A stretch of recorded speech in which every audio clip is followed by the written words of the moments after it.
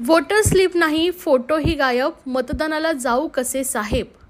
मतदानाचा टक्का वाढवण्यासाठी सरकारी यंत्रणांसह विविध पक्षही प्रयत्न करतायत, परंतु अद्यापही मतदानाचा टक्का म्हणावा तसा वाढताना दिसत नाहीये।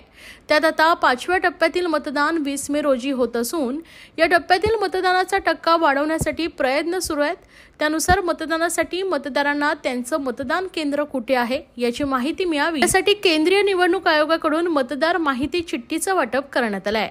या कामाची जबाबदारी सरकारी कर्मचाऱ्यांवर सोपवली आहे। मात्र यंदा निवडणूक आयोगाकडून पाठवण्यात आलेल्या मतदार चिठ्ठींवर मतदारांचं छायाचित्र दिसत नाहीये। परिणामी हे मतदार शोधून त्यांच्यापर्यंत ती चिठ्ठी पोहोचवताना पुन्हा सरकारी कर्मचाऱ्यांची दमछाक होते। एकीकडे संपूर्ण ठाणे जिल्ह्यात सध्या सूर्य आग ओकतोय। अशा परिस्थितीत जिल्ह्यातील तिन्ही लोकसभा मतदारसंघात या रखरखत्या उन्हात एक मतदार शोधून त्यांच्यापर्यंत मतदार माहिती चिठ्ठी पोहोचवण्याचं कार्य सरकारी कर्मचाऱ्यांना पार पाडावं लागतंय। या कामाची जबाबदारी सरकारी कर्मचाऱ्यांवर देण्यात येते। या जिल्हाधिकारी कार्यालय, जिल्हा परिषद, पालिका, नगरपालिका, नगर परिषद या आदी सरकारी कर्मचाऱ्यांचा समावेश आहे। मुळात मतदार माहिती चिठ्ठींवर यापूर्वी मतदारांचं छायाचित्र पण असायचं। याचा फायदा काही वेळा मतदारांचे मूळ नाव वेगळे असते आणि ते राहत असलेल्या परिसरात ते दुसऱ्याच नावाने ओळखले जात असतात।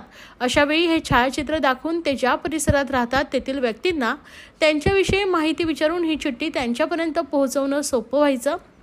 लोकसभा निवडणुकीच्या 5व्या टप्प्यात सोमवारी 20 मे रोजी ठाणे जिल्ह्यातील 3 मतदारसंघात मतदान पार पडणार आहे।